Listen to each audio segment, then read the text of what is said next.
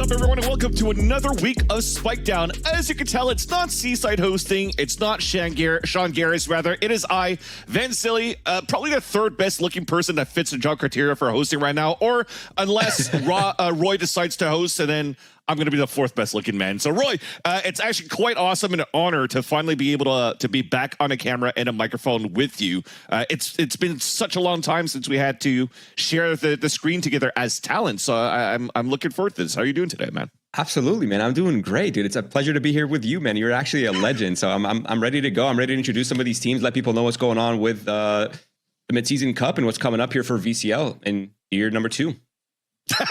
Hell yeah. Well, yeah, let's talk about it right now then. You just mentioned the Mid-Season Cup. Let's have a look at that bracket so we can actually have a talk about what's to expect for this week. Because at least as we're starting things off here, something that really hits me in the face is that we actually have a new team going in to the Mid-Season Cup. And this is Blend Esports themselves. They came in here from promotion, relegation, and they went through the whole gauntlet through the play-ins and played against teams like Resonate that also made it through. They played against Glazers, who are now known as Doughboys, and also Thinking Men in that 4-man or the 4-team bracket to make it through. So talk to me about Blade Esports. It's a team that's been around for the longest time in the collegiate scene, but I think for the new viewers, this is going to be some information that they're going to need.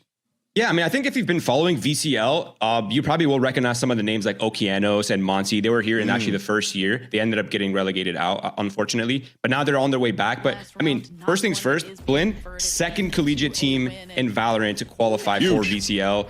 Shout out to the collegiate players. Shout out to the people running these programs. That is actually a very cool feat. Why are you shout out looking at the sky like they passed away or so? Like, shout out. Bless up. Pour one nod.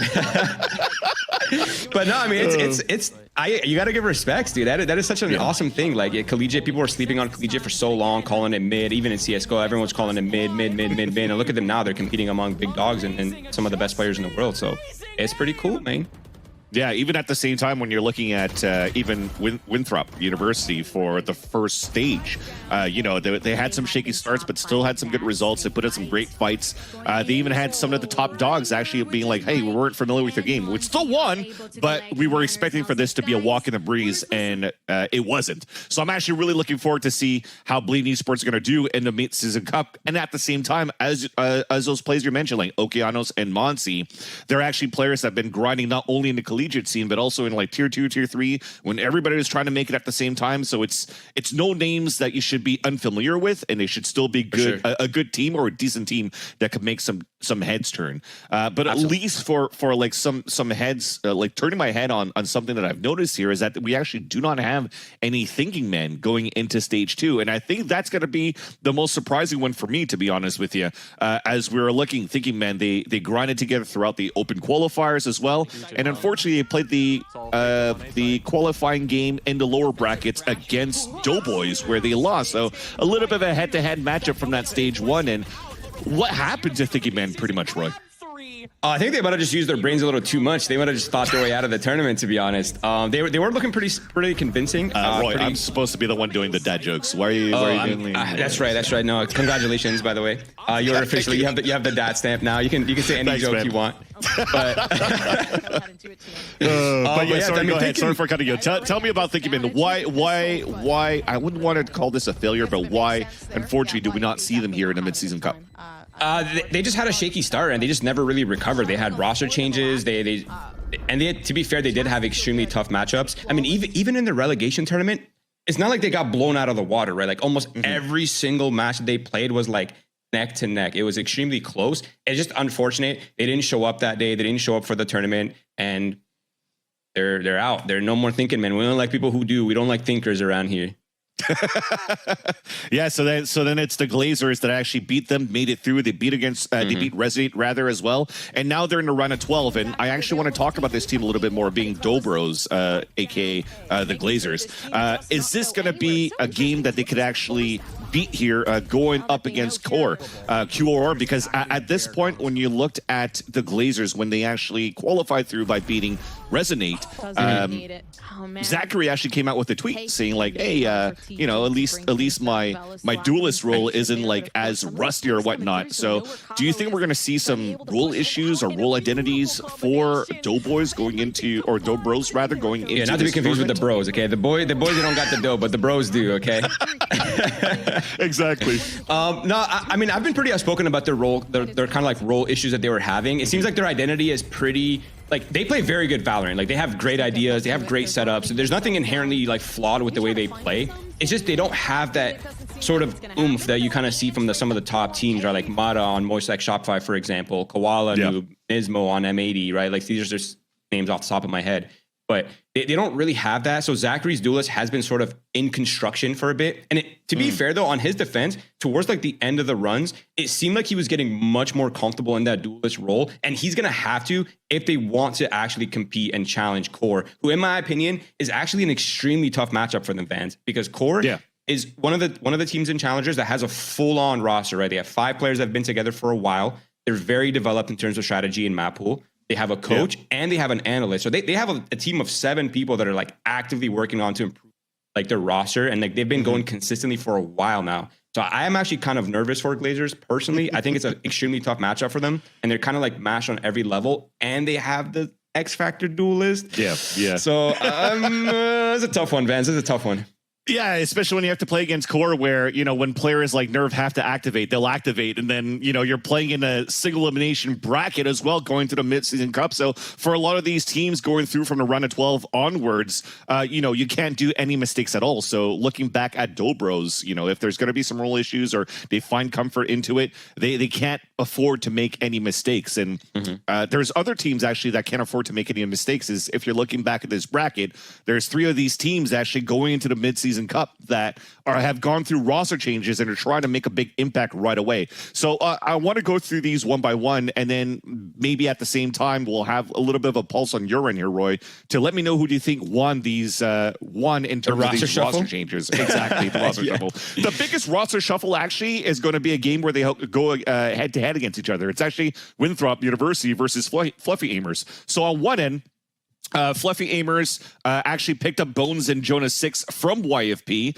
and dropped Will and Kimpeki. For Winthrop University, brought in Screwface and Ali instead of Moobs, sorry, and I like to call him Gooch 107, but Gucci 07. This, I think, for me personally, though, for Winthrop University, if I'm looking at this head-to-head, I think that Winthrop University kind of wins this one, because I'm a huge Ali fan, and Ali is a controller. I've been watching him play since like the Northwood, the Red Bull Campus Clutch days, and I think he's a huge addition to the team, alongside of Screwface that's been mixing roles, as you saw in Challengers, between like IGLing, duelists that we know that he could do in the past, and also playing, I guess, more initiator roles when he was filling in for Lear over at Thinking Man. So Winthrop, for me, seems to be that complete team that could actually upset a team like Fluffy Aimer. Yeah, I mean, one, I agree. I think they have definitely improved their roster. I think the addition of Screwface has kind of added this sort of internal structure, like kind of internal process that they sort of were lacking in the last season, to be honest, in Split 1. So I think Screwface will bring that. And Ali, I mean, Ali's a monster, man. That guy is like, there is like this trend of like these emerging. Yeah, I mean, yes. Like, you see the trend, like 10s on controller top fragging, right? Like almost all the control. We're no longer in the era of supportive controllers, okay? We're moving into like star player controllers. And like Ali is like a great star player controller, right? And you put him into a system with Screwface, and you have like Jerk, Nazi, and Infiltrator, who are also, you know, all pretty strong players themselves. I think we have a great recipe. The only concern for me is like the time constraint, right? Like they've recently made roster changes. Like how much practice do they really have? Have they figured out the roles? Like what are Screwface's roles are going to be like with Nazi's roles? Like who's going to play flex? Who's playing info? Like there are some things they need to sort of tinker and figure out. But I think once they do, they're going to be looking extremely promising. I just don't know if they're there yet. But on the other hand, for people that don't know, Fluffy Aimers is TWT. They just rebranded, and they obviously made a couple roster changes as well. So I mean, my intuition says Fluffy Aimers are favored in this matchup for now. Okay, that's a big asterisk for now. I think Fluffy Aimers have the upper hand. But again, it's really a toss-up. It could go any way, and we really have no idea what's going to happen. Yeah, I think if you're talking about time constraints that Winthrop University has, I really feel that Fluffy Amorous has the same thing as well, right? Because we talk about these roster changes where, you know, it wasn't a direct trade, as I mentioned before. It's Bones and Jonah 6 that comes in from YFP. But if you're going to compare Bones and Jonah 6 from a head-to-head comparison to Fluffy Amorous dropping Will and Kempeki, then do you think these are actually good enough upgrades with the time constraints that you still favor rather Fluffy Amorous against Winthrop? Oh, yeah, I'm not sure. I think it's a lateral change. Like, it's really hard to say if it's like plus or minus. I think it's just like a sideways thing, and we really won't know until they show us, to be honest. So I'll just leave it at that. Yeah, at least we'll talk about YFP then, right? Because if they lost Bones and Jonah 6, they actually picked up Will from Fluffy Amorous and also Jake previously from Cloud9, right? And let's give a little bit of background about Jake as well. So Jake, you know, he played 1.5 years of Premier over in the VCTs. Unfortunately, got dropped, where you saw now Rooney and Moose joining Cloud9. Yep. And Jake was at a point. Big Bean was like, "Hey, I'm actually going to retire," but I think there was some sage advice that came out of, like, for example, we did out of the tweets, and now we get to see Jakey compete again, which I love to see. And I also think that this is a great lateral move as well for YFP. You know, losing Bones and Jonah, but adding Will and Jake. I still feel that Will maybe hasn't had like the same type of like jet up consistency as I see from everybody else, but I still think like as a rifler, as a space maker, and also with you mentioned a team that has great support. I think YFP has that as well, and I think they have great utility that will be able to support Will, no pun intended, into doing his role as a duelist. So I think these are actually great additions, and I want to know your thoughts about it. No, I think I agree. I actually feel like YFP might have won the roster mania going around right now. Okay. I mean, I think Will is a great pickup. He's not like the world's flashiest duelist, but he's an extremely fundamental duelist, and he's a lot more cerebral than some of the other duelists around. He has he's very fundamentally well constructed, right? He's been on Under Thieves, he's been on multiple teams, he's been competing at a pretty high level for a while now. And then obviously Jakey's come from like a very structured system with Vanity, and he's been competing at a very high pressure environment for a while. I think the sort of like step back is going to be a very good opportunity for him to like fill the holes and develop the little things that he was lacking in his gameplay. But I think, I mean, that we say that, but I think Jakey's going to be an absolute monster in VCL. I think you cannot sleep on his impact. I think he's going to be popping off like in crazy. I think that's how it started too, right? How even Big Bean was scouted in the first place, because he was grinding and owning and farming over in a tier 2 scene and collegiate and whatnot. Yeah, collegiate on top, dude. I'm telling you. And then finally gets picked up for Cloud9 to be the controller player over at Cloud9. So I think this is a great way to like get back into it. If you're looking at it from bouncing back, at least for me, from an outside's perspective, when I'm looking at Jake and like he's bouncing back between retiring and coming back, I definitely do think that there's like a mental aspect over to it, where like all the pressure that you had over at the partnership program over at VCTs maybe got to you at some point where you're like, oh, you're doubting your skills. But I think this is a great way to ease back into it by competing in Challengers, playing in the mid-season cup, owning it, and then it's the revenge arc. You know, hopefully we'll have a chance to see Jakey back over at the VCTs. So I like that you brought this up here, Roy, that you think that YFP are the ones that actually won here, this roster shuffle going into the mid-season cup, and they have to play against TSM. So I want to know your thoughts now on TSM in itself. Like, are they looking at the past stage in stage 1 and into their mid-season cup in a round of 12? Are you impressed by TSM? Is there anything that's missing out of TSM, or can they actually have a run and make it through to the top 4? Yeah, I mean, I'm not going to beat around the bush. TSM did have a pretty disappointing finish in stage 1, to be honest. They finished 7th to 8th with 4 points. I mean, I say disappointing considering their lineup, right? Like, they have a pretty all-star lineup, like very well-known names. It's not like there's somebody on the team that's a complete rookie, right? Like, they're all pretty experienced players. But I think from me, is like TSM, their only enemy is time, and like as time goes on, they're only going to like that is, I say their enemy, but and in the beginning of stage 1, it was their enemy, but now it's kind of their ally, because where they have time to develop. They have not had roster changes. Like, realistically, the only thing they were missing were those little kind of like just like role awkwardness and like role things, but these are getting ironed out. Like, even towards the end of the season, they were looking much better, and I think since then they've been even practicing. Like, as long as they don't have any internal issues or like some sort of things that you and I are not like psychic readers about, I think they're gonna be the dark horse of this tournament, to be honest, and I think they're gonna be proving a lot of us like wrong. Yeah, I'm actually looking forward to CTSM. I mean, this is a lot of pressure for sure, because you represent such a big org, but at least in terms of what you're mentioning that they're practicing, I think you're right on that as well. I had a chance to actually see GMD, I think like 2 or 3 weekends ago. I think it was week number 5 of the VCTs. He actually flew into LA, so he came to the VCTs, watched some games with the coach, with Faded, and we wanted to go hang out, but they're like, no, we got to practice like 24/7. No, but they're just telling me like, we got to practice the whole time. I was like, yo, what about partying, bro? And they're like, nah, man, we got to win the mid-season lock cup. in. So. Yeah, you got to lock in. Exactly. So I'm looking forward to it. Hopefully they lock in and get to that point. And at least now when you're looking, we had a chance to mention, at least on the other end here, Blinn making it now to the mid-season cup and now joining the rest of the rosters into Challengers. Do you think that they have the best possible scenarios looking at this bracket to make it to the top 4? Because the teams that they have to beat to make it through would be SAT Esports, and if they win against them, they have to play against TTR. TTR also has been, ups and downs in terms of like roster changes or trying to figure stuff out from week after week. Yep. I mean, first of all, shout out to Turtle Troop. Most underrated award goes to them. We all slept on them. We knew they were kind of a top team. Agreed. But we didn't think they were a first seed kind of team, which is insane to think about. So shout out to them. Yeah. I mean, things for Turtle Troop did get much better once they like swapped their roles around, right? Like, or their comps, not even their roles. It was just their comps. They were really weird. Then as soon as they like in the middle of the season, they swapped up their compositions on some of the maps, and like, dude, like snap your finger, boom, their performance changed tenfold. Like, they're only I will add one more irrelevant point here. Their only loss in the season was to Winthrop University. That doesn't even make sense. They oh my God, it's crazy. It's insane. It's insane. Okay, anyways, enough waffling. So we're gonna get back into it. So Blinn, I don't know. It's a tough one, Vance. It's a tough one. Yeah. They have, first of all, they got to get through SAT Esports, who have been a very unorthodox team to play against. They're very hard to prep against because they play such a off-meta play style. And even when they're running meta comps, fans, they're still playing an off-meta comp setups. They're the way they spread out, the way they play the game, their pacing is just like very different than what you're used to. So they are kind of a hard team to get through.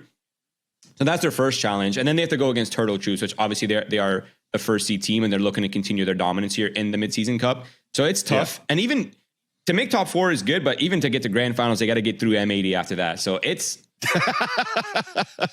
you're optimistic, so you're already man. I assuming respect that it. M80 is going to make top 4.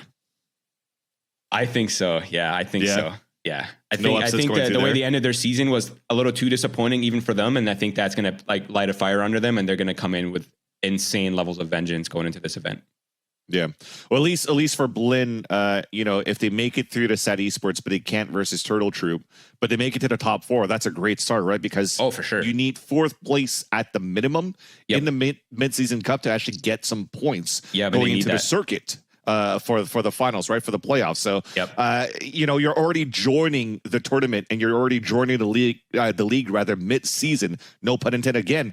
And that's a very, very tough and uphill battle or steep hill that you're going to have to climb for Blinn Esports to even make it to playoffs at this point. So yes, it's nice that you've made it, but the experience is another thing. But if you're trying to find results, it has to be very, very, very quick. So all the best. I hope the best for Blinn Esports too, but I do agree with you. Again, SAT Esports, with the way that they play, when they have Kohlberg and they have Bob, it's a very, very hard team to beat overall. For sure.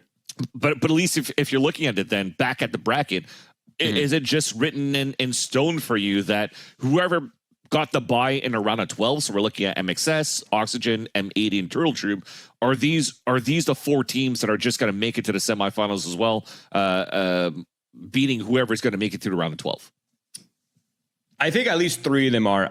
I mean, despite Turtle Troop's performance, and I'm going to eat my words. I know it. We did. You can hold me accountable. I will accept it if I'm wrong. Okay, I will take it. I'll hold the L on top of my head. But I think Turtle Troop's the only one in my mind that is like in question, to be honest. Moist like Shopify looked like the best team in the tournament by far, in my opinion. It wasn't even in question, to be honest. Their setups are great. The way they play is great. They're a very well-rounded roster. They have oomph in every role that they need.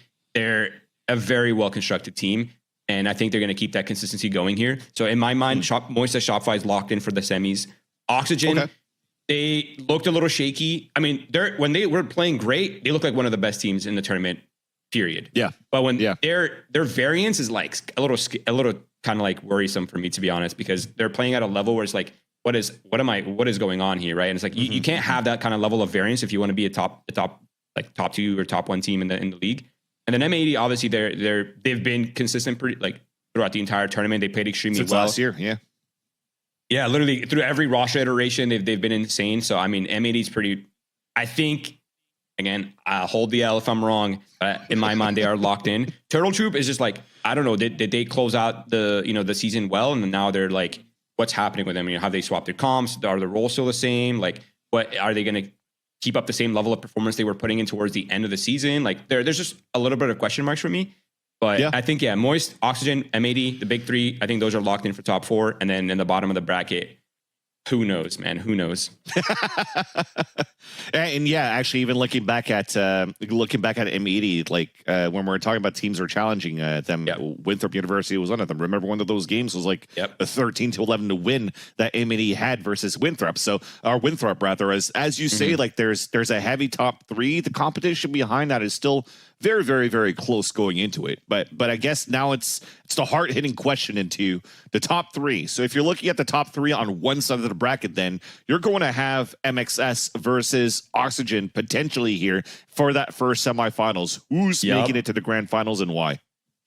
Oh, you're putting me on the spot for the future? Always, man. That's how I roll, dude. I just like proving you right or wrong, depending what you predict. Okay. I like that. I like to be held accountable.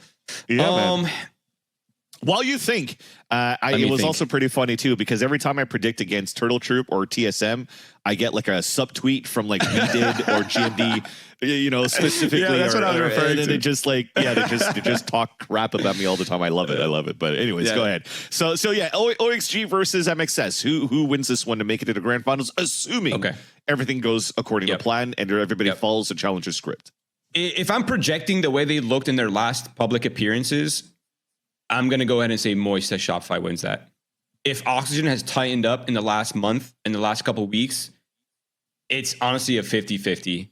But based on previous trends, I think Moist just looked a lot more consistent, and that consistency is just like the thing that I always base things off of. It's like who can win out, the averages. And it looked like Moist like Shopify was a little bit more well constructed in that regard.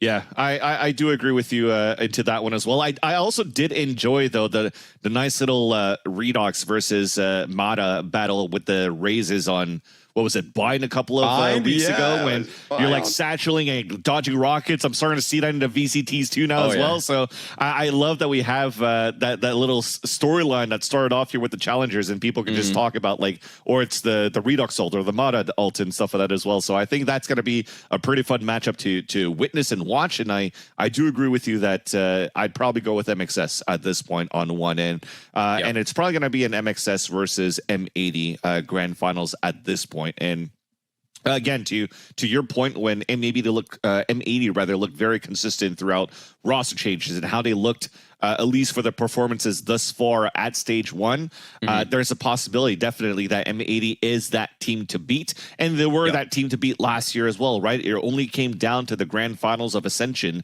or at least throughout once we got into LAN for Ascension, that they started losing games to the Guard back then. And if not, it was always M80 all the way.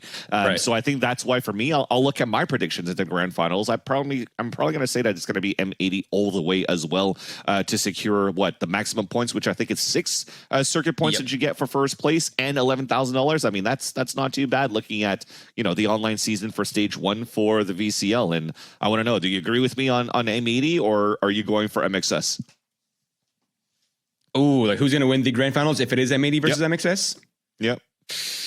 Oh, that's my brain. I don't think it's wrinkly enough to predict that far ahead. It just doesn't have enough creases, man. It's just not big enough. It's a tough one though. It'll be a nice one for sure, right? Like, can anybody make it through outside of these teams, outside of the top three? Can you think about any other team that can make it right now to the grand finals? Listen, I made the mistake of sleeping on Core before. I'm not going to sleep on them, to be honest. I also feel like Blinn is low-key kind of insane. Like, they play very good Valorant, man. They didn't fluke their way here. They've been extremely dominant in almost all their matches. Like, they're only losing like here and there very, very rarely. So I think Blinn is, if people are sleeping on them and they don't really know what to expect coming in from Blinn, I think they could catch a lot of these teams off guard. So top 4, it's kind of unknown, to be honest. Top 2, I think we'll probably see at least one of the top 3 teams in there, probably Moist or Oxygen, depending on who's kind of showing up here. But yeah, I'm here for the cinema, man. I'm here for prove me wrong. I'm here for that. Tough games to call, tough games to predict, but at least we'll have a chance to witness all of that unravel. And that's going to start here on May 15th. So make sure you tune in to the nights and also get to watch our wonderful talent for Challengers unravel all that action for you all. So with that, I think that's going to end this week of Spike Down, and we'll catch you in the next iteration. Peace out.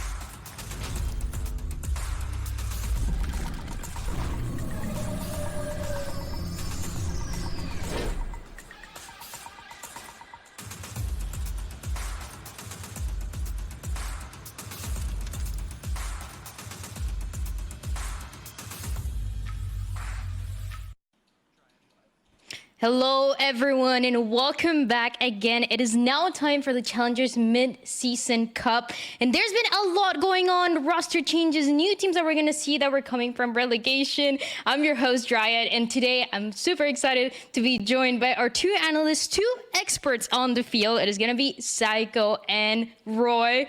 And guys, it's been some time. I feel like we haven't really seen much of what has been going on, but in reality, we had relegation, we had teams coming through Ascension. And Roy, you were kind of the expert. We were listening to you talk. How do you feel about this mid-season? I'm extremely excited for this mid-season, to be honest. We have rebrands, new rosters. We have players coming in hot. We have people that want revenge arc. We have people that have a lot to prove. It's too juicy. It's way too juicy. There's so much. And also, Psycho, super excited to have you here. We've had you on the analyst desk in the past. Do you think there's going to be any surprises that have come through? I feel like there's always that team that people are not expecting much of, or that team that people have high expectations for, that end up not having the results that people think.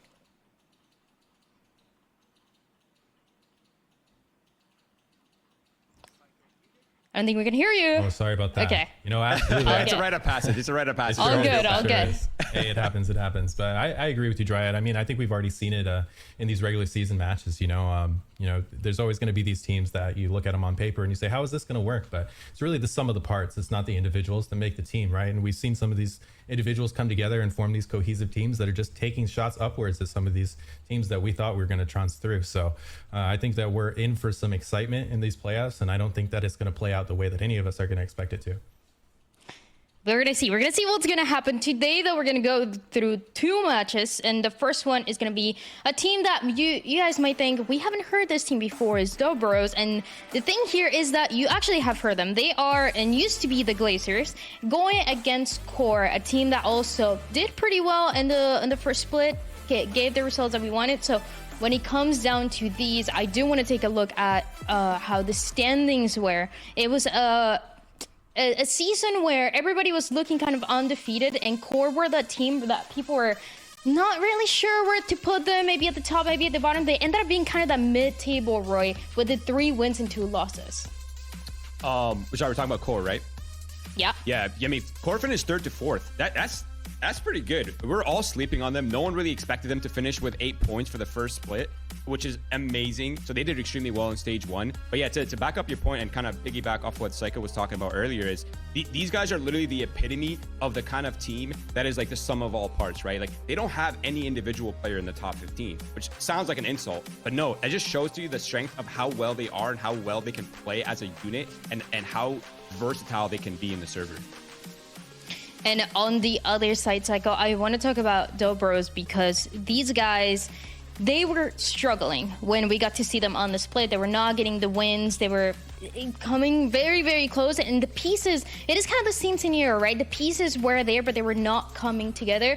And when we saw even the coach, Danimal, this is a coach that made them get those 2 wins through relegation, and now he retired. They're gonna have a different coach. So I want to know your thoughts on this coach that leaving, and also this team that people think they were gonna be out, but they made it through the relegation. And they won those 2 matches. Yeah, Dobros is an interesting one. It's one where you look at the individuals and you think, wow, these guys have quite a lot of talent. Riku from Knights Academy, Zachary from the FaZe clan who won that Masters so long ago, Drone from that TSM roster that was so dominant for so long. They got a lot of really good players here, right? But they just could not seem to get it together until the very end where they hit this relegation tournament. And, I think they really realized they needed to dig deep and hit their way through this bracket in order to keep their hopes and dreams alive for this year. And they did that, right? And they started to pull it together there at the end. But it's hard out there in Challengers right now. Not a lot of organizations like there were in the past. So these older coaches like Danimal, he's a really good guy. He's got a degree in psychoanalysis. He comes from a kind of background that, yeah, he's the guy that you want in the locker room, when you're having problems, when you're not winning, when you're having issues bringing that team together. He brings that special flair that, he knows how to connect with people and how to connect people with each other. So, he's a really important part of this team, and I know it's a really big sting for this team to lose him and for him to have to step away and kind of pursue other efforts to bring in that income. But the guy that they're bringing in to replace him is someone who comes from a different kind of background, right? This is a guy who is a former player. Hayes, again, from that former TSM dominant roster, has some experience with drones. So this is a guy who's, going to be coming in from a different perspective and maybe bring a different coaching style. And, as long as they can carry that stuff over that Danimal has taught them and start to learn this new stuff from Hayes, I think that the sky's the limit for these guys. That they can only go up. Yeah, and the one thing I really want to see Hayes kind of solve on this team is the fact that their first kills, first death ratios have not been great. Almost all their players are actually negative on openers, and really the only person who's kind of a standout in that regard is Ange, their controller player, who's been extremely consistent at getting their first kills and kind of avoiding the first death. And that's just a massive part of their problems, right? Like you can't everyone on the team be negative on the openers, right? That's you constantly playing uphill. It's tired. So I'm hoping that Hayes could kind of help them with that and tighten up some of their holes. We're going to see what's going to end up happening because, as you guys talked about, because Danimal is not going to be there anymore. They just played last week, was it? About 7 days ago, they played that relegation to make sure that they were still here, that we can see them today. And going from having your coach to having a different coach this time around, there's not a lot of time to adapt, not a lot of time to make changes. Is kind of in this scenario, I think, guys. And I want to know what you think, Psycho. Just more than anything, the coach adapting to what the team found to be successful in these matches they played. Yeah, I mean, I always say coaches wear different hats for different teams. You could have the same coach on 3 different teams, and he's going to fill 3 different roles, right? So Hayes coming into this team, I think, day one, if I'm Hayes, is trying to identify what does this team need? What has this coach provided in the past that I'm replacing that has been successful? And what has been missing so far that I can bring my expertise on? This is a guy who has a lot of success as a player and even as an IGL, and I think that he can really bring some extra insight on the in-game aspect of this. Now let's take a look at the other team. On the other side is going to be QOR playing, and as we talked about, it was this team where towards the beginning of the season, we didn't really know where to place them when we were making predictions on those matches. It was not always QOR that we're going to win those matches, and yet they did. And a big part of it was T-Dog. T-Dog was insane. It seems like he was bringing not only the right calls, but he was also bringing so much energy, Roy. He was always on top, and you heard it in the interviews. He was like, keep doubting us. We're going to prove you. We're going to play these different compositions, and we're going to prove why they are good compositions for us, why they work for us. And they did exactly that. No, yeah, T-Dog coming into this tournament in stage 1, we couldn't really see his aura, okay? It was kind of invisible to us. But once we started realizing, oh, he actually does have an aura, we realized the level of aura that he does have, right? He's sort of like that leader in the server that's going to give you energy. He's going to give your team confidence. He's calling very well. Now he's playing very well when they most need it. Yeah. Absolutely. And I think it's always underrated. The energy guy of a team, the vibes guy, so to speak, you know, that's a stat that's never, ever going to show up on the stats page. You're not going to find that stat on VLR, but every team needs a guy like this. You see these guys, you know, I worked with guys in the past like Aaron at XSET. You've seen what happened when Sentinels brought in Zelsis to bring their vibes guy. I mean, these vibes merchants, they bring so much to a team. They keep you motivated when you're not winning. They keep you focused when you're winning. They keep the comms, they keep the energy up. You know, these guys are pivotal to a team, and T-Dog is obviously supplying the juice for this team to bring them to the next level. It also feels like we are entering this meta of Valorant where you need a guy like that in your team. You cannot afford not to have a guy that's bringing the energy up every single time. And as you were saying, Taco, we've seen it constantly. We saw it in Madrid when Sentinels was getting the win, what Celsius was doing. We just saw at VCT Americas with Boosty on how much he was bringing to the team and switching and converting these players that were maybe a little bit low energy, a little bit more quiet, a little shy, into bringing the energy and converting that energy into those wins. So it is really cool to see in it, and it's also really cool to see that we have a guy like that already in tier 2 and is gonna be core. But I want to ask you guys, for when it comes to predictions here, do you guys think we're doing that, right? You think you can get away once but not twice? So how do you feel this is gonna match up? We've seen this old Glazers team now. Dobros looks better and still managed to get wins, but is it gonna be enough to win against Core? Yeah, I mean, I kind of mentioned it in the Spike Down episode, but I'm gonna reiterate it. I actually think that Core is a very strong matchup for Dobros, only because they sort of match them on every level, right? Like they're able to play the very well-versed Valorant. They can play rounds slow, they can play rounds fast, they have great duelists. There's so many levels of Core that I think are just sort of better than what Dobros bring to the table, that I'm personally leaning Core here. Now, Psycho, I'm gonna make it easy for you because we're gonna jump into map select. We're gonna see we're gonna see what the maps are, and then you're gonna give me your thoughts on how this match is gonna go. Sure. I think right off the bat, you know, I think the Ascent pick from Core is a huge one. We've seen what they can do on this. They absolutely dismantled Oxygen on this map.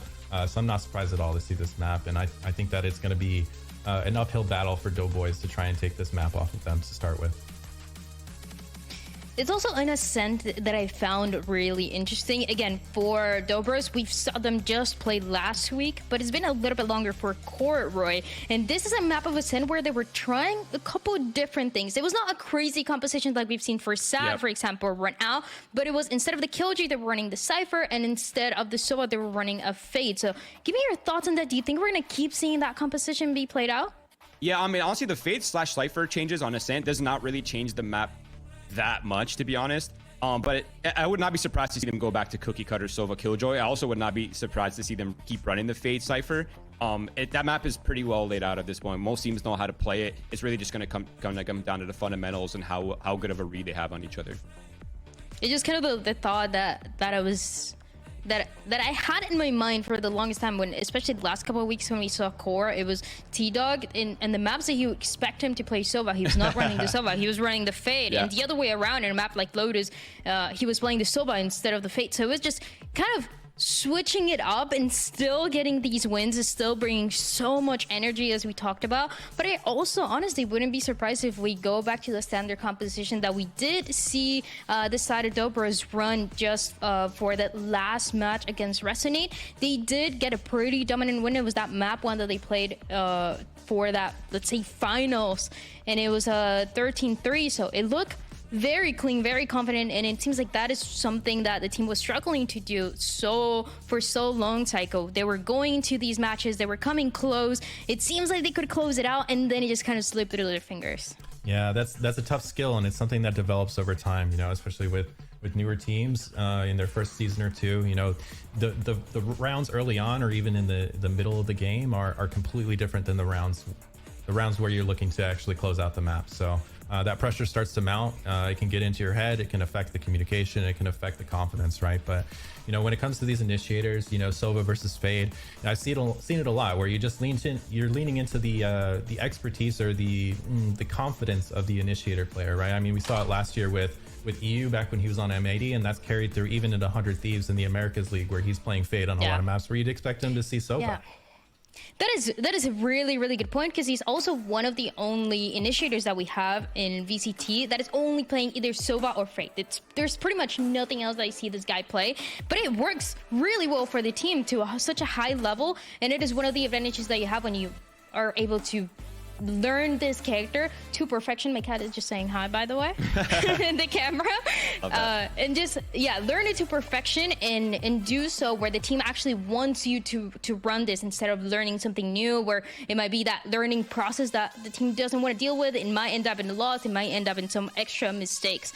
So we're gonna see how that match is gonna go. And when we were looking at Breeze as we almost get this match started, I know we've seen a lot of some teams running the Yoru.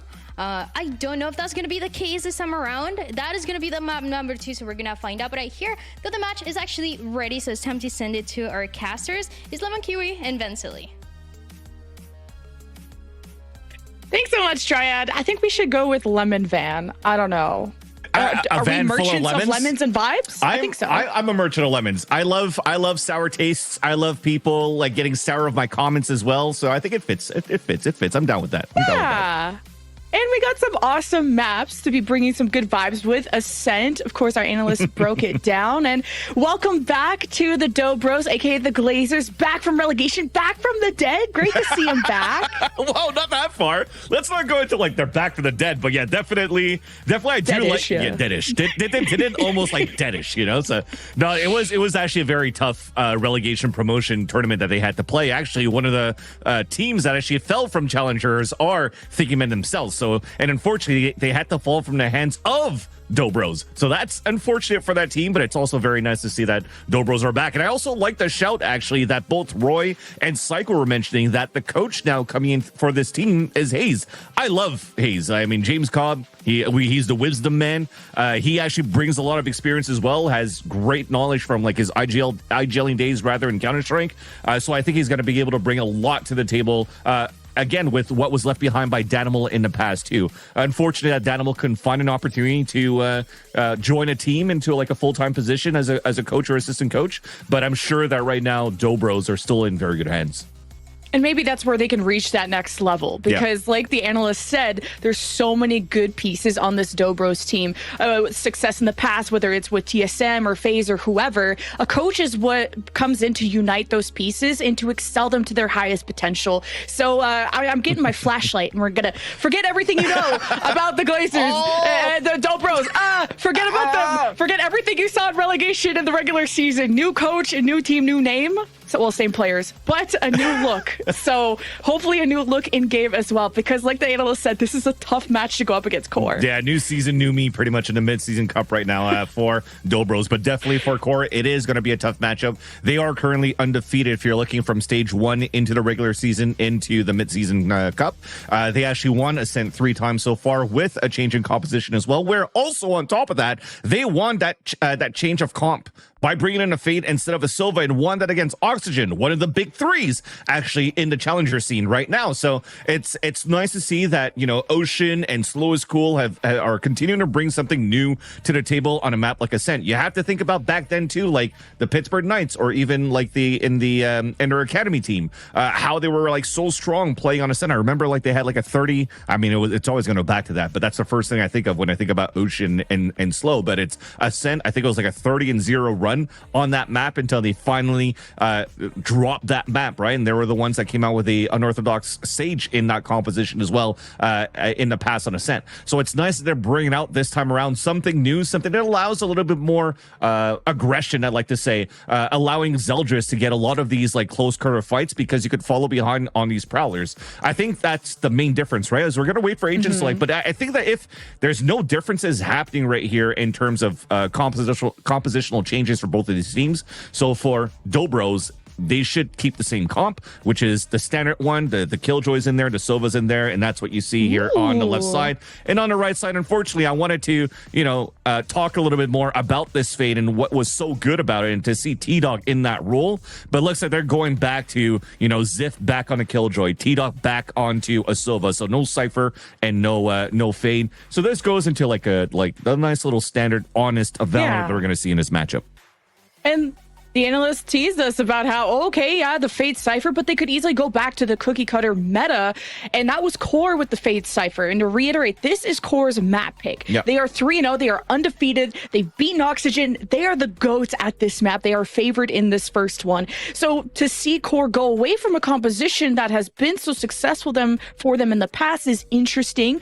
But I'm not going to be a hater about it. T-Dog, one of my favorite Sovas to watch in Challengers, also has great educational content on YouTube. If you guys want to learn how to get better at your game, T-Dog teaches you all about it. And even when he's criticized on his Sova on maps that maybe Sova isn't as hardcore picked on, he still is such an impactful player at flushing out corners with his shock bolts, getting at least some kind of information with the recon, although that's not always consistent. But the Hunter's Fury value you saw in the stats, T-Dog will deliver. And that's why we hyped him up before. Yeah, and also learn how to drink Dr. Pepper with T-Dog, right? Oh my God. That said, though, if you're looking at this head-to-head, one big thing that you have to think about looking at over here for Dobros is Zachary. Now looks like he's going to take this role full-time as the duelist for the team. And it's not somebody you necessarily think that's going to happen, that's going to take this role, because he's been known playing more of an initiator role back in his phase day that Psycho was talking about. But we'll focus on that a little bit later. We're now live here in the pistol round. Lots of aggression starting off here on the attack side of Core as they're fighting for control also towards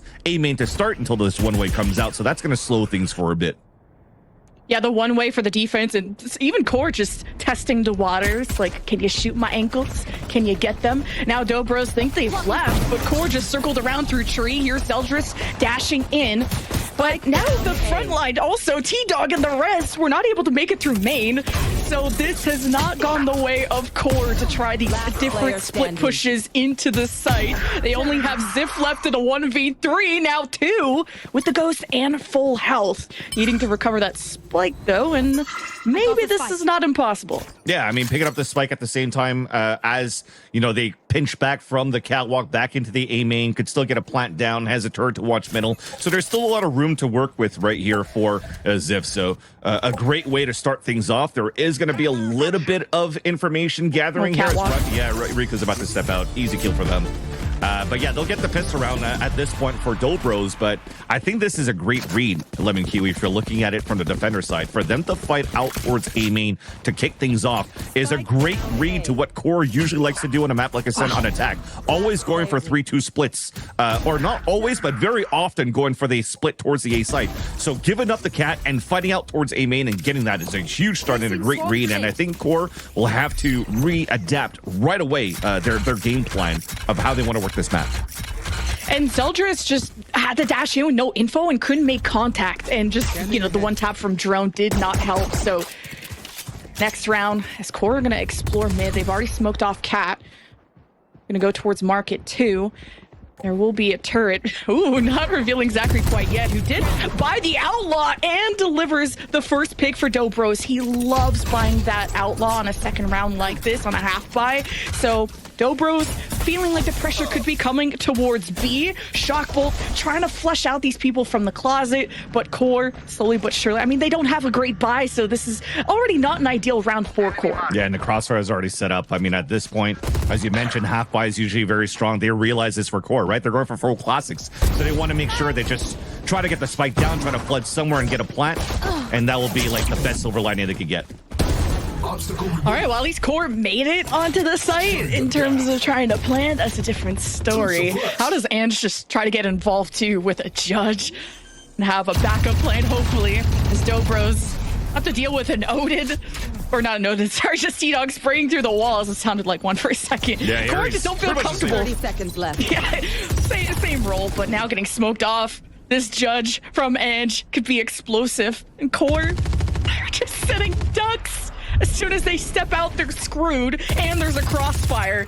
Dobros patience paying off. And oh, the back and the 2-tap as Dobros take round 2. I mean, that's still very nice at the end of the day that you're able to do some armor damage on the 2 of the last 3 remaining players on that site. But just mentioned it before, they realized it for Core that they have to fight against Zachary, that you mentioned here, Lemon Kiwi, that he loves to buy in the second round. So you're just trying to maximize your economy in this third, and you've made it expensive. Look at the bonus that you currently have for Dobros now on defense. The best weapon that they have is a current outlaw for the second time, which could do some damage against Nerve and Zeldris, but the Vandal is the next bet that you have in the hands of Ange, and he's played it at least somewhere to where Core is looking to lean towards to at the start, right? You'll see a slow default. They're reconning towards mid. That gets shot right away. So they know that there's some pressure of mid coming in right now. So working back on the middle, if they decide to pull back from A main for Core, they're going to have to start using util. If not, they go for a bio ball right into the A main and just try to steamroll for a plant. Bioball sounds disgusting, but I'm learning so much about you and Valorant at the same time. And how disgusting I am? Nice. Yeah. Oh, Zachary! Oh, he looked away at the last second. Big pick for Ziff at Sentinel Anchor as Core made their way already through A.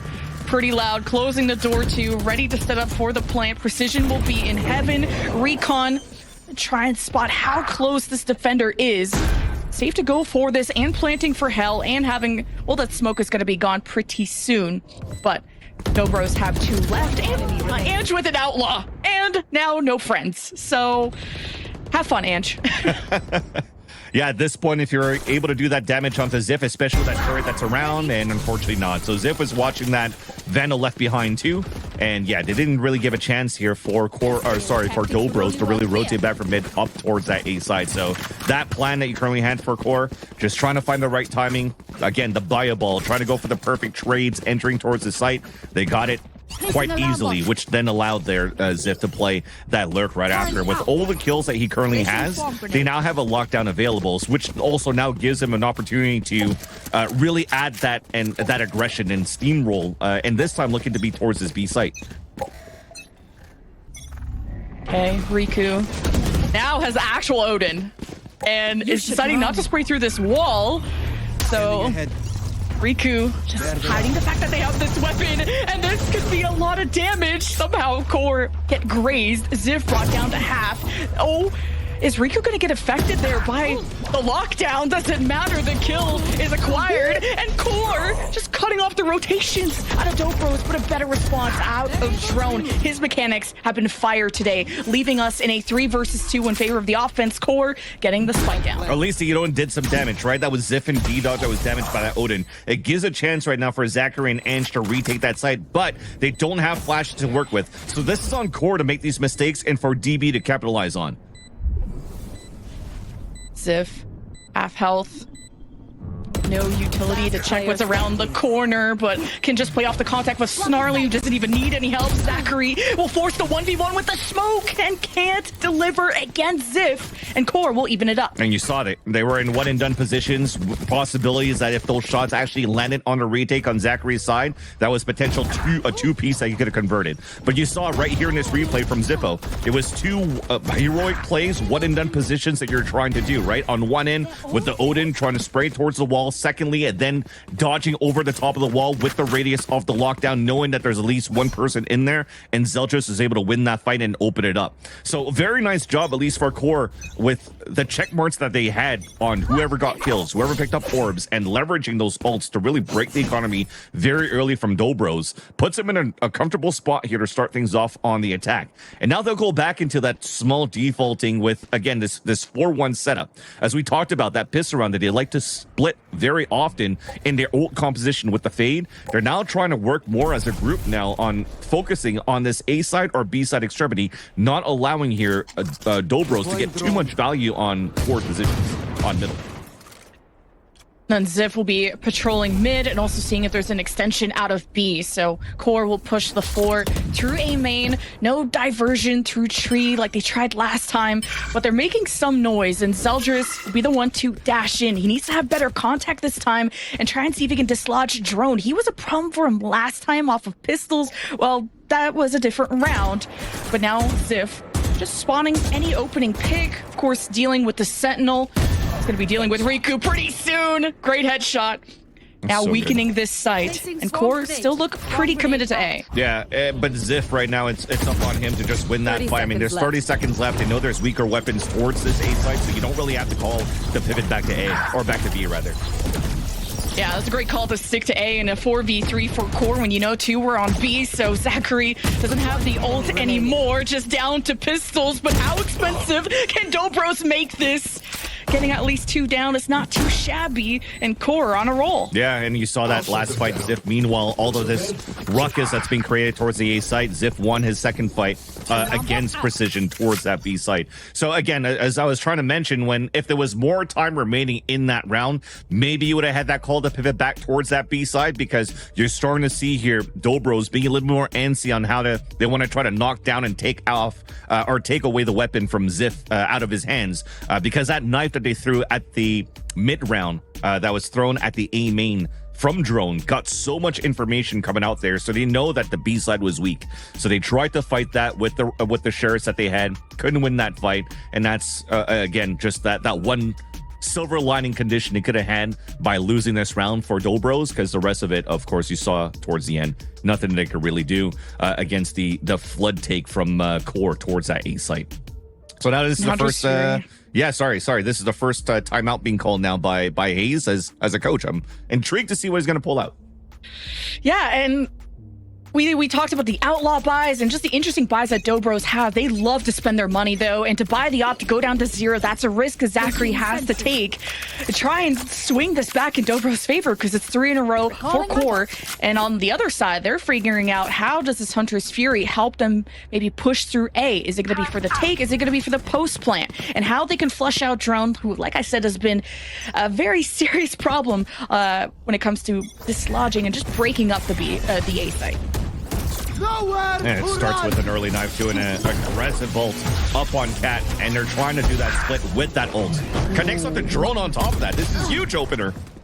That is one problem dealt with, but another one acquired when you lost the guy who's supposed to be dashing in. So Zeldris, without him, Core will have to just go in without him. And now 2 defenders removed. Dobros missing. They still have Precision in heaven. But Core will be shutting the door and getting the plant down soon once T-Dog gets set up. But maybe Zachary and Precision want to try and prevent this with an op. Zachary spent a lot of money on this. Can he connect on some heads? And he just peeked around the corner.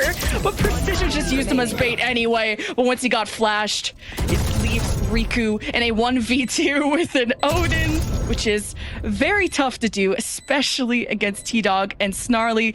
There's some shock bolts to some recon, no flashes to worry about. Riku almost turns onto the second one, and Core continue the streak. And you saw the idea that Ange had at the beginning of that take that Core was trying to do towards this A site.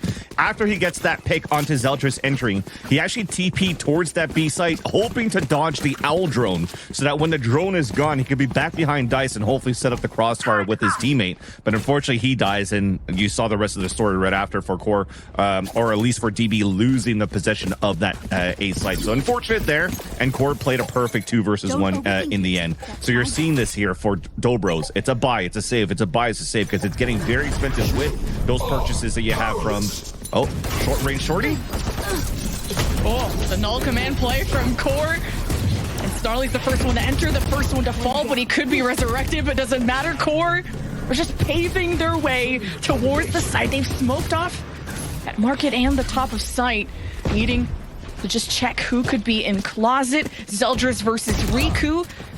And yeah, Riku just gets overwhelmed. So Core with a great B-side take. Smokes have dissipated though. Gotta be careful of this crossfire. And yeah, the shotgun close range does work for Zeldris. We still have to worry about Ange with the Sheriff. 3 for Zeldris this round. And Core seem unstoppable. Once again, pretty decent what they're doing in terms of econ damage versus the rifles of Core. But at the same time, you're still winning rounds. This is 5 in a row for Core. So the money's always going to be quite good to continue forward right now for the attack side. And just as the action was about to unfold, I was mentioning here that Core are doing a great job to also steamroll and rotate and refresh these ults that are going through round after round. So with rifles, they're working perfect fundamentals. Against ecos, they have a lockdown to work with. They have a null command to work with, and they're really able to snowball these rounds. So great control so far of the attack side of Core to start things off, and hopefully the second time that you pull out the op this time for Dobros, sorry, is going to work out in their favor.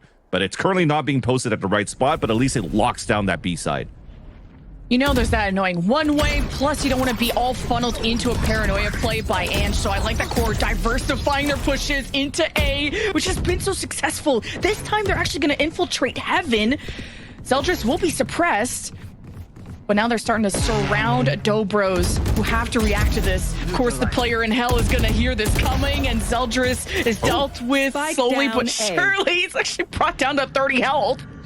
And Riku takes back control of Heaven. Zeldris on the other side. Ziv gonna throw the turret, see if he can make contact with it. Maybe even make a fake play by opening this door, making them think that they're leaving, seeing if they can catch Dobros peeking. But even then, Ange has the exit secured, and Zachary is in tree. So Core, they're pretty figured out. So interesting though, they gave up the spike, so they want to play the flood retake onto Core's side, but this is an opportunity for Ziv to pick up the spike and plan a lockdown, which will make it even more difficult for you to try to retake the site, especially with no more flashes remaining. So let's see how this is going to unfold now. Stomping away, knowing there's someone in tree. Zeldris stepping up, respecting it. Hunter's Fury with that information. Will Riku get some picks? Zachary gets the off denied again, but it gives Dobros the round they desperately needed to swing this whole game back in their favor. Yeah, I mean, you saw how they tried to do it for Core at the end, trying to break that door, trying to surprise at least one player, and if they did so, maybe there was an opportunity to stick that plant down, and you saw it at the end of the day there, Riku, they had the Hunter's Fury at their ready as well, just as a cushion, so that they could convert the round there for Dobros. So that's how you close it out in the end. But the continuous aggression that they have towards A main and winning that against Core has been a nuisance, at least on Core's defaulting on the split towards the A side. They're finding a lot more success working as a group right now, but the slow defaulting seems to be a pain. We'll force that market player back here with Core. Just looking around mid. Of course, he smoked off Cat, so Core go back towards A, especially with Nerve over there. Maybe calling out that the one-way smoke is gone. They usually like to go through tree, and as soon as Core has started to split up, things got a bit more complicated. And you got a lockdown too. There's a lot of potential in Core. They're going back to a 4-1, flashing for aiming control, but the lockdown still is not going to help them open up the A site. They're looking to just try to punish precision, rotating out from middle so that DB doesn't have an ult to retake with. But with the initial piece of util that's being thrown here, the initial wave, you see this deep smoke being thrown by Dobros, which will not allow Core to really get too much position towards the end, so they have to reset, cut noise, and re-hit once again. So you're selling a fake now with the lockdown because of that towards the B site, and then just last pivot now towards A. Oh, they bit. 30 seconds okay, left. even both from the shadows being used for fakes, and that lockdown will expire in Dobros. And two people rotating towards A, but the action has already settled. Zachary with a big pick with the op will be stoic on that Heaven side. The plant will be going down. Here's the flash for Snorley to take control of tree. He flashes two, can only get one pick. Going 1-1 is still good, weakening this defense. It's all Core needs to do. 3 versus 3, breaking down the door. Core have to watch their backs. They're playing through main. There's no smokes, of course, to worry about. There's some shock bolts, though, from Riku. Spike will be tapped, forcing Core to engage. They still are pretty healthy. Time running out for Dobros. Drone has the pick, a side of the road to cross. And it's Core that take back control of the game. So nicely done. And you mentioned it both from the shadows. One trying to sell a fake on the attack side, the other one trying to get information. So already Ange getting that DP and realizing now the hit is a fake on that B site. It gives a chance for Zachary to really get posted and get ready for these shots. Just unfortunately for today, with these positions and the posted off that they're currently getting, he's not landing those first shots that could really make a difference right now to allow Dobros to really retake that site. And Core, you saw it from the util and everything that they had at the beginning. They were going to fight that lockdown no matter what here. And for them to still get a kill out of that before falling down and then converting that around after, it's showing that, again, the control is over on Core's side. Not only Mako-wise, but Mryko-wise too, being able to win these one-on-one fights consistently.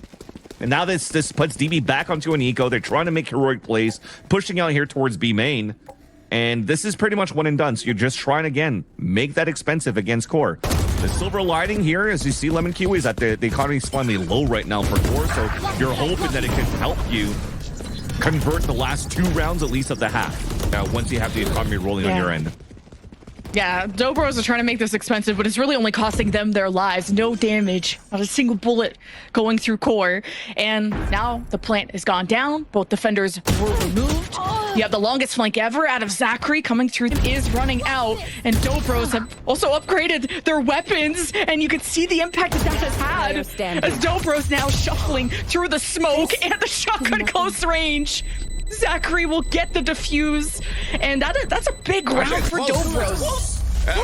Yeah, they're not going to get that. I thought for sure. Oh my God, I was so close. They did so good, at least on, again, doing that econ damage against Core towards the end, and understanding that you also had Snarly that was pushed up towards the spawn and winning those fights. It just took a little bit too much, too much time for them to flank back towards that B main for those picks. But these are the shots that you actually want to see start landing here for Zachary with that Sheriff. You need to land those with the op as well to really, have that weak win con in your favor on the defensive side here for Dobros. He's going to have it out for the 3rd time in this half, posted up on middle, and there's actually 3 players there. So this is a great chance, except nobody's breaking the trip. So now he has, or the recon dart, sorry, so he has to follow back. So he needed a little bit of help, and now it's Core pushing forward instead.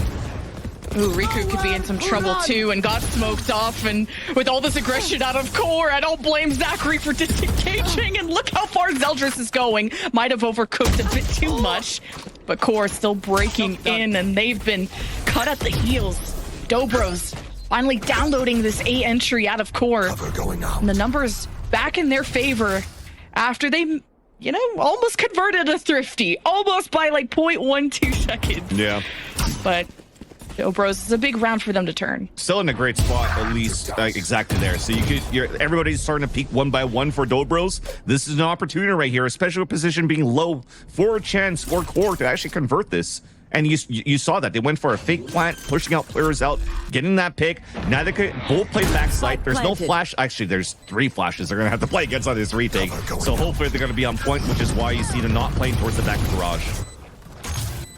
Core defending this with everything they can. They have the one-way smoke as T-Dog be trying to wrap around, thinking they flushed them all into one side, and Ange jumps into the smoke, deals with T-Dog, but Nerve cuts down the right side. It's all up to Nerve in a 1v2, and a great swing out of Dobros gets them the defuse for sure this time. Yeah, and that's one of those things what potentially that Haze could bring out as well, is trying to make sure that the players are working good fundamentals, leaving behind what Danimal left behind and what he's picking up. I love the wide swing that you saw towards the end too, and also that timing. Like Nerve was pre-firing some shots with the Vandals, thinking that, oh, they're gonna peek into me, and he got caught in the moment where he's actually not shooting. That's where the swing came out. So you're playing mind games on that 2 versus 1, and it worked beautifully in their favor.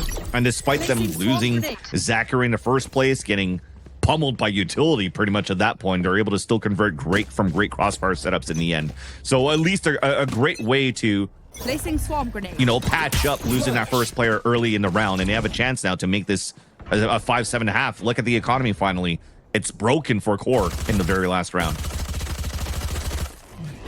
Dobros aren't super rich either, so this is a pivotal round coming down. Final one of the half, so Core have some eyes on mid, keeping an eye on market. Core making their way towards B, and the spike being down is rough, especially in that position where Drone is too.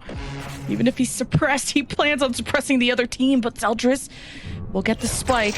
Snarly having eyes on these players in tree. Ange gonna teleport out as soon as he hears that action going down mid. Ange just smoking it off and having the one-way, so you know if Core is coming towards A or not. Well, with the null command being out, right, you have to TP away, give up spike, and now fight.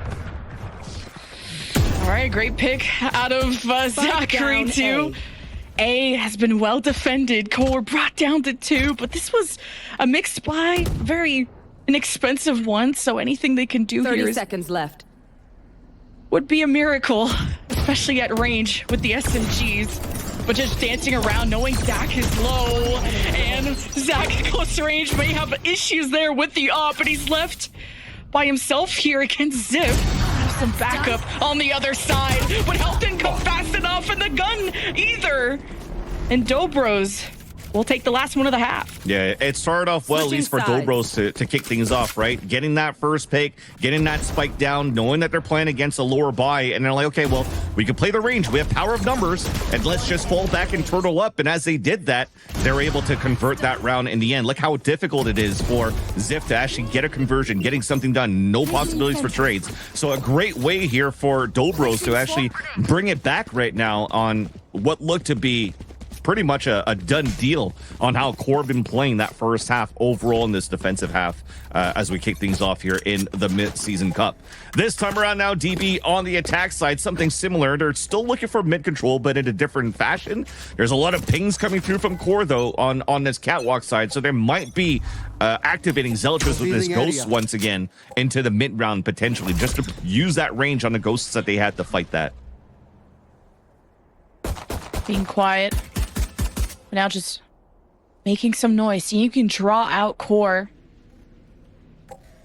Of course, Snarly could just pop flash if they really wanted to swing and be crazy about it. Snarly is thinking about it, and Zeldris could swing off of it. But it's really the weight on Dobro's shoulders to make that move. And they're ready to converge onto B, throwing some smokes to just put pressure on A to make them think that it could go their way. And Zelch finally swings, gets Zachary out of the picture, and this will force some action, some movement out of Dobros to finally surge onto B. And they've gotten the picks, they got the smokes. There's one left on site, and it's up to up to T-Dog. But also Nerf just decided to push through the smoke and couldn't pick which target he wanted more. But hey, he weakened all of Dobros, but that is still a tough task for Zip ahead of him. Yeah, with a ghost. And unfortunately, this time Nerf could not activate going through that smoke. You had two players getting ready to shoot them in the back, and unfortunately shooting players and models in the back doesn't always come to your favor. But yeah, this is 2-3 body shots that could actually convert into a couple of kills. But you're playing it safe here for DB. Ooh, the jiggle peek too. Looking shocked and okay. But how many kills could you get? Pad the stats. Dobro's making this very close. And remember just how favored QOR were in this match. This was a team that beat Oxygen. This was a team that really leveled up as the end of the regular season went on.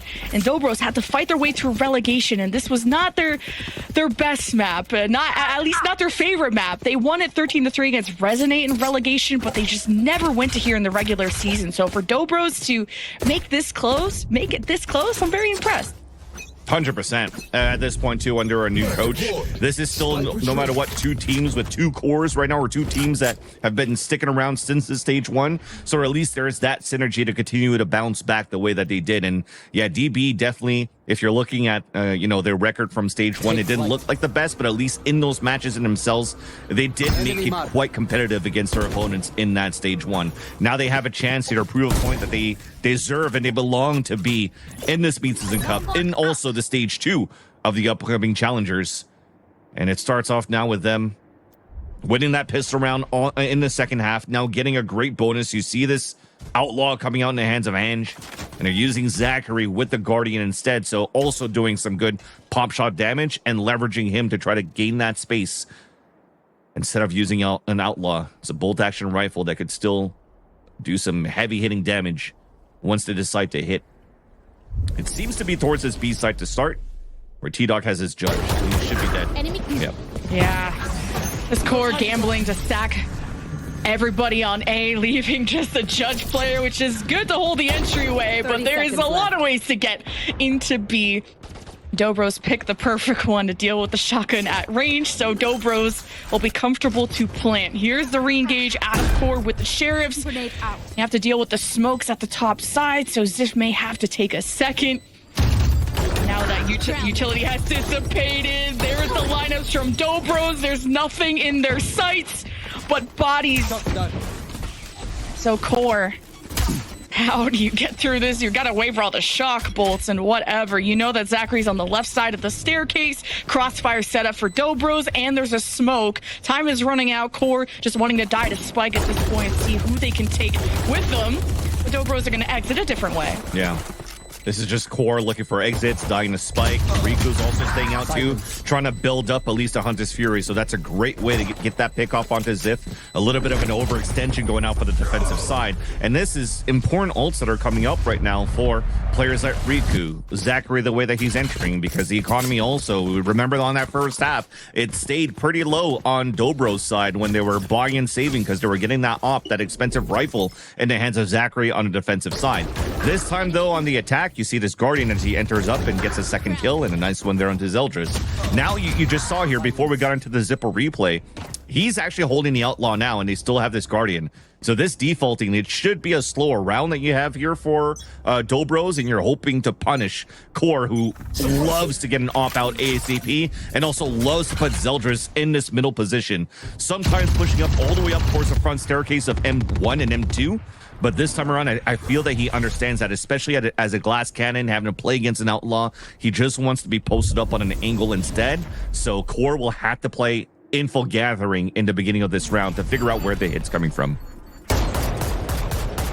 Oh, shooting through the smoke. Oh, I ain't touching this orb. No thanks. Y'all can have it. It ain't gonna be me today. No, sir. So Dobros gonna respect that. Make some noise and leave. Now we can also check out mid, because that's been pretty open. But are you worried about Zeldris with the op? Zachary's always been a confident player, no matter what weapon he has, even with the budget op. And hey, look what happens. He gets that opening kill onto a player in heaven, but Zeldris responds with a pick in mid. So this will force Snarly to reinforce A here, take back that heaven spot. There's going to be some pressure on the T-Dog. Oh, the charge at 2! 30 seconds left. Man, everyone's trading blow for blow. Yeah, but at this point, still the advantage for Core. The lower bind that you have because you had lower armor and a judge, and it's working on your favor, especially with this kill. T-Dog's amazing with the judge. He's a new Sadaka of Ascent.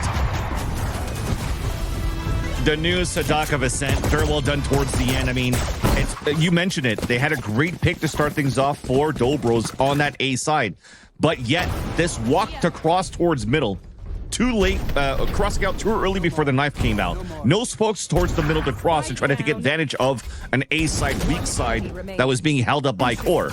And that just foils all the plans, and everybody's fumbling trying to enter towards the site, and it allows here T-Dog to get 3 quick kills with the judge and giving a chance here for Core to get a good steady hand and a good steady pace of the defender side of Ascent. This was starting to look like Dobros could take a lead with the kind of streak that they were on. Zachary dashing right onto the turret, taking care of that. Hearing the op through mid. Something to worry about, but not for the moment. While the smoke blocks off that line of sight, T-Dog with the corner. Really couldn't at least deliver or trade on the one he was hoping for. You're just going to get overwhelmed when you're solo holding the site. There is no exit for a guy like that. So Dobros sort of established on the site. May be comfortable to plant now, but there's one person left. You know Zeldris has the op. See how he rounds this. Planted. He's not sure if there's someone in closet. Now his presence has been detected, so Dobros, Trode, got sights. Hey, at least they're able to call out to Precision where Zeldris is, and the op swapped out for the Vandal. It's going to be a better dueling weapon. Precision versus Zeldris with the spike planted. Now you know he's in closet because you ring around the rosy. Zeldris running out of time and gets the pick. So Core will extend the lead. Zeldris is so good with the op, the patience that he has. His teammates are falling behind all around him while his responsibility was just to watch B main as he retake the site. But his patience, he saw both players behind the dice just holding the corner and is just waiting it out, posted up, gets that pick there onto drone, and then just understands where the last player is, clears up the site very cautiously and wins that ninja battle of silently moving inside the step to get the pick. He's way too good right now in the challenger scene.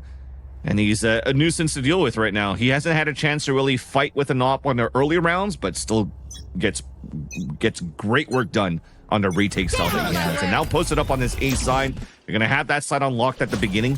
Core is looking to add a little bit more pressure now towards mid here. As you can see, there's Recon Dart getting ready for an Odin spam and support if needed from Nerve in the end. And that Dart's also going to spot Zachary with the Blade Storm. So they are also understanding here for Core that there's a lot of mid pressure happening. So they can turtle back right now and set up these crossfires to make sure that they're not going to get really pushed out on the tree. Checking all the corners with the Owl Drone. Yeah, interesting that the Odin isn't being run on B long, when considering how much Dobros have liked the B site so far. So dashing out of the paranoia is great, but Core aware that an aggressive jet could be coming their way. Okay, Odin at range. Mine doesn't do that. Great shot by T-Dog. Pivots towards B, and he got the KJ util there too. This is going to be a slow burn for Dobros to carve through all that utility, but above and beyond, Zachary gets it done. And Dobros still have to get the spike actually on the site, and they got to do so before the smoke dissipates, but I guess who cares when you just spray through it. Core have 2 coming through the top side, including an up, and Zachary with 3 this round. Doesn't even need to see his opponents. He can feel where the danger is, and the threat of the ace is there. Nerve in a 1v3 may just decide to keep this weapon. What a round by Zachary. I thought it was over until when the Owl Drone of T-Dog saw 3 players there. And that's what happens when you're playing with too much confidence in the end. Just trying to get an Odin spray through a smoke. And the amount of kills that Zachary is currently getting through smokes at the same time, the taps that he's getting across, and on how he just entered towards that B site. Maybe he doesn't need to stick to an op. Just let him continue to rifle and create that space that they can do here on the attack side, and it'll be in a great spot. Look at how it started off here. These smokes, little gaps, crosshair placement, wide peaks. He's understanding where every single one of these players are going to be peeking out from, and gets the perfect timing against that. And that definitely will force out the timeout from Core.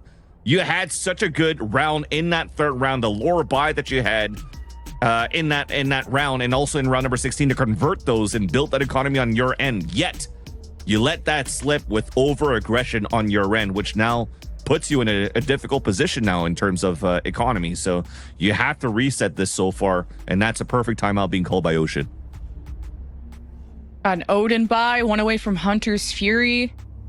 Ooh, Dobro's got a lot to think about on that left side, and Core very comfortable on this map. I mean, they're undefeated for a reason. They picked this, and they changed up their composition to just really not overcomplicate things, just really make this about execution, as the analyst said. And Dobros have leveled up and have saved their economy, because that was what was hurting them through the early game so much, is going for these expensive op buys, not getting picks, having to buy them over and over again. Even the Outlaw 2 is expensive, so Dobros have clawed their way back. Flash here for B main, so they're going to try to flash Recon Dart for a ping, so that hopefully the dash gets some kills from Zeldris. But they know that it's very, very passive towards B main. This eco round from Dobros. Yeah, Zeldris still gets a pick like that. Woo. Surprise. That's insane. Core. He's insane. Core. That is insane. Core don't want that smoke. Now, stacking over towards A, leaving B completely open. Dobros have the Owl Drone just to see the entryway, and of course they know the turret is there, so you'd expect the KG to be nearby.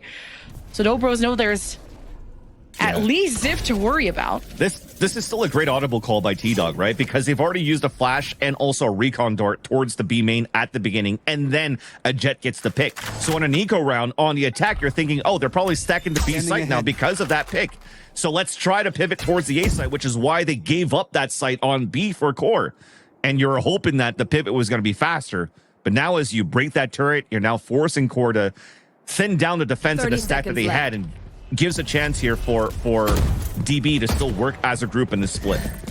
There's the execute once you deal with that KJ util. All eyes are on Ziff. A little baby classic. Get the classic right click, but the Hunter's Fury will assist at range. T-Dog. Oh, that's a big strike. 11 seconds left. Dobros can't waste any more time. They'll have to plant. Man, that's a big shot on the Hunter's Fury, but you see how weak Dobros are. They're going to try.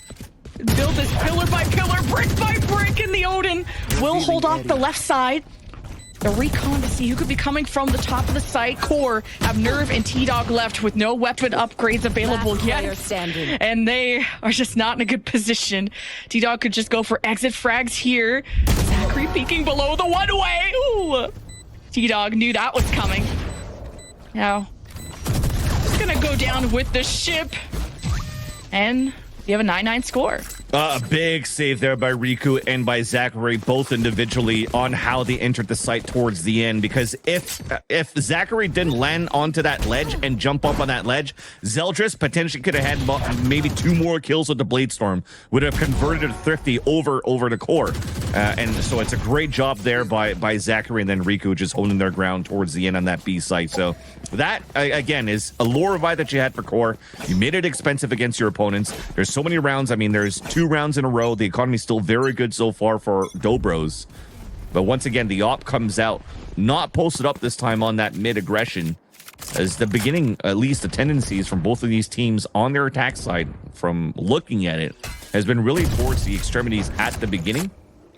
Shutting them down. Spike retrieved. It's a loud Odin coming towards A. Flash. So now gonna flashing the own team, but either way, A main secured. Owl Drone try and get a look into who could be holding the corners, but usually Core like to play deep into sight. They have 2 into tree.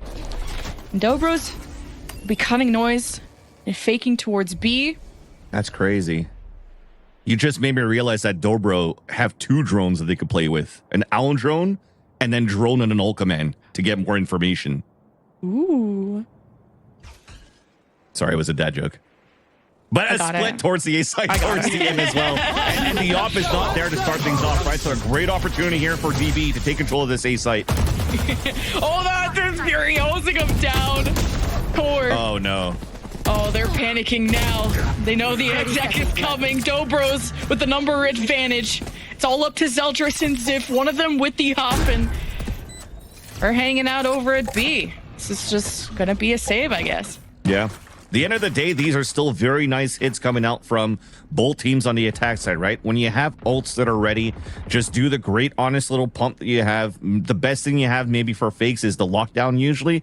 But if not, if you have that null command ready and the Hunter's Fury ready, you see that pressure coming out to allow this A split to happen towards the A site. Tree control is very easily done. You saw how, I think it was T-Dog there that got caught towards that garden. As is trying to run away from Riku's Hunter's Fury. So that really allows now Dobros to take the lead in this game, 10-9. And this is all done on the attack side too. You're starting to see a good shift on the map of Ascent where more and more attacker rounds are coming into favor of these teams on the professional side, because you're understanding now the timings, the positioning, how the basic Valorant is played with the most common composition ever. So you're able to min-max those and punish those extra positions. And when you're able to funnel so many good ults the way that you do here on the attack side, it allows for you to convert so many good rounds here on the attack. Now they have a lockdown to work with once again. So this is another great opportunity to snowball even more. Got the flash in hand too. Nerve all up to them and the sheriff.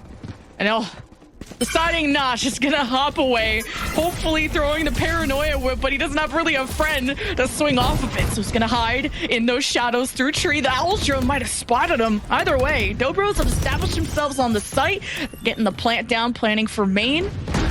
Once that smoke dissipates, they'll actually be able to see the spike from that point. But Core are surging from the top. There is the lockdown. Core hoping to fight through it.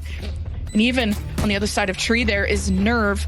But I don't think they really know where this lockdown could work. They really just can't engage lockdown, even if they did know. So that's a good time being bought by Dobros, and now just spraying through the smoke.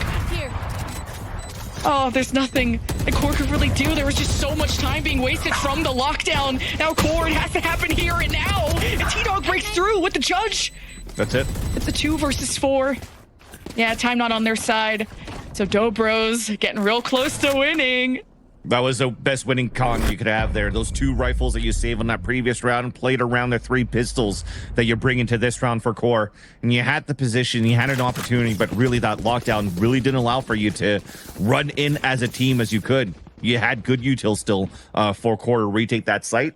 And it was a great timing that Precision had to put that lockdown out towards the A main, which really just resets that opportunity that core had to hit that A site. So very important, and last timeout now being called by Ocean and Slow is Cool, just to try to see how they could actually fight back against how Dobros have been consistently converting here at these attack sites. This is now 4 in a row on their side. Remember, on the first half for core, they had 5 in a row from that round 3 to that round 7 to convert all those rounds.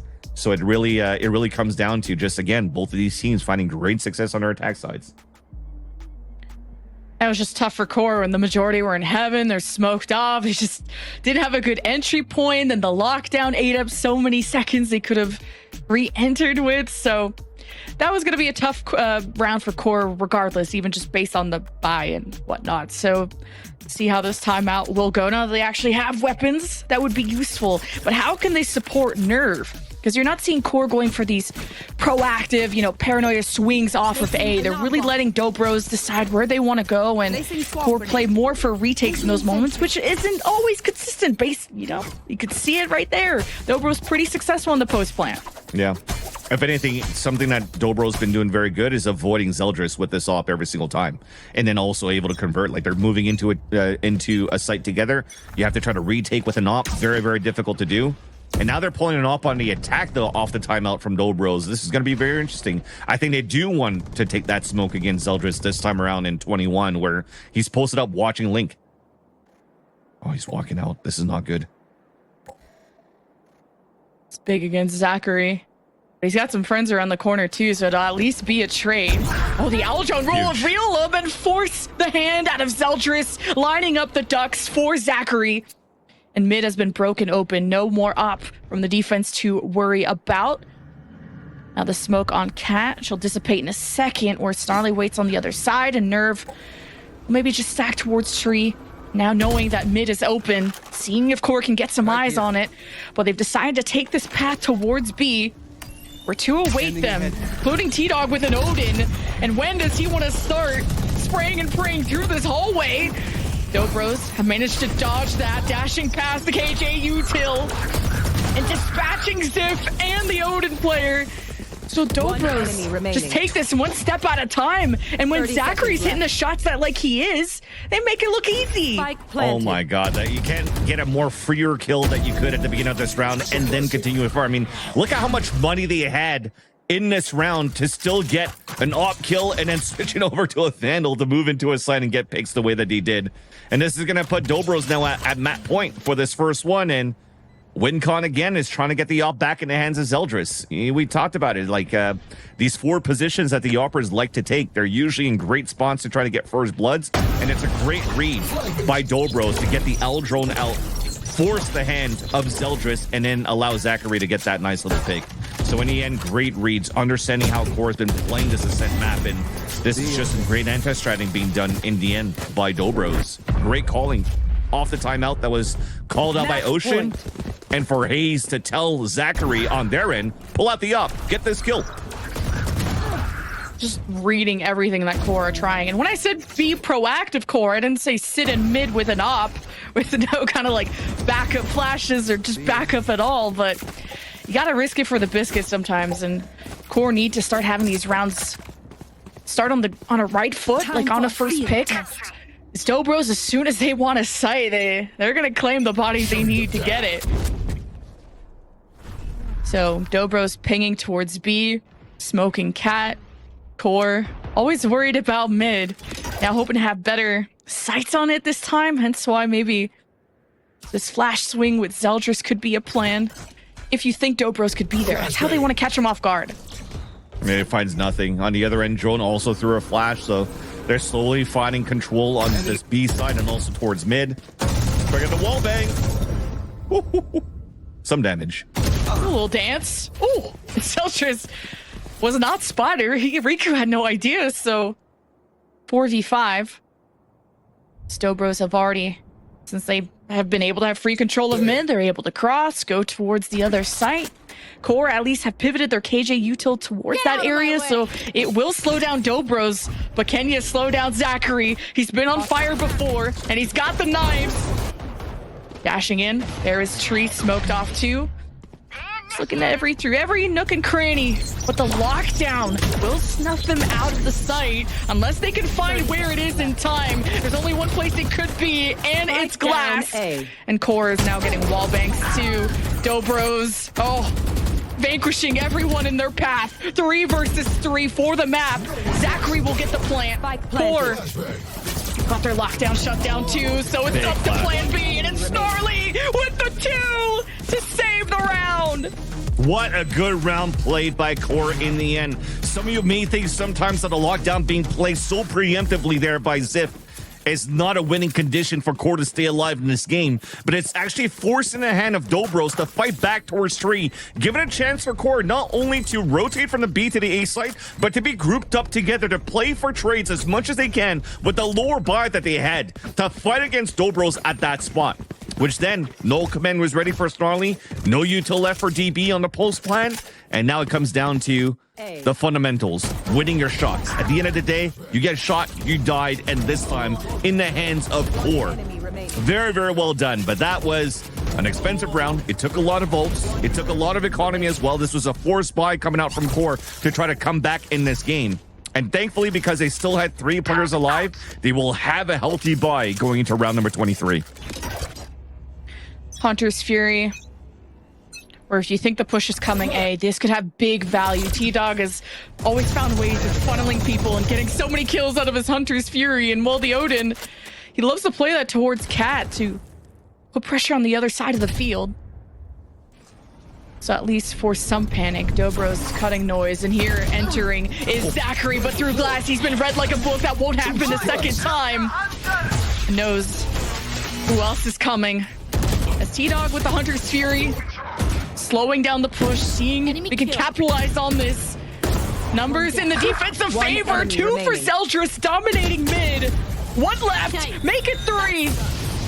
And QOR, they will not go down without a fight. 100%, and they're doing it perfectly by making sure that they cover each other's backs. That was supposed to be a round where Zachary would have had the easy kill onto T-Dog, who was in his owl drone, hit by a bunch of utility to dash forward, yet you still have Snarly just behind him, playing the off angle, swinging out as Zachary is dashing in. And as he gets picked off, that being Zachary, the rest of them had to scramble for that fight from that Hunter's Fury that came out from T-Dog, which allowed Zeldris to flank in the end because everybody's so hyper-focused on fighting and dodging the Hunter's Furies, the flashes coming out from the tree side. And that's a great fight that came in the end here for QOR, forcing the last timeout, this time from Hayes over at Dobros. And I think their buy is still going to be quite decent. If we looked at the round before it finished, they still had a couple of these players at the low 2000s, which then means I think with the 2 or 3 rounds that they lost in a row, they're still going to be in a healthy position to go for half by Vandals or full rifles as well, depending on the players. And of course, getting all the util that you need. So a very important round here for DB to try to convert. But you could definitely see here for QOR's end, the momentum's on their side, the economy's on their side as well, and potentially maybe even ults. I mean, Zeldris is 2 away from Bladestorm, and he's been popping off so far on this defensive half that could turn things around here for QOR. And Zachary has an op here for the last round, Lemon Kiwi. Oh boy. Also, QOR, or Dobro is getting that timeout to just ice QOR and to try and halt that momentum that you talked about. Here's the Odin. Just pressure Dobros and spawn here, at least leaning towards the B side. They've left the spike behind. It's going to be a war. And look, Zeldris in that forward one and done position, playing off the contact of either that paranoia or a back of flash from KO, from the KO player. Snarly if needed. But Dobros just wanting to play off a first pick from Zachary, especially with that op.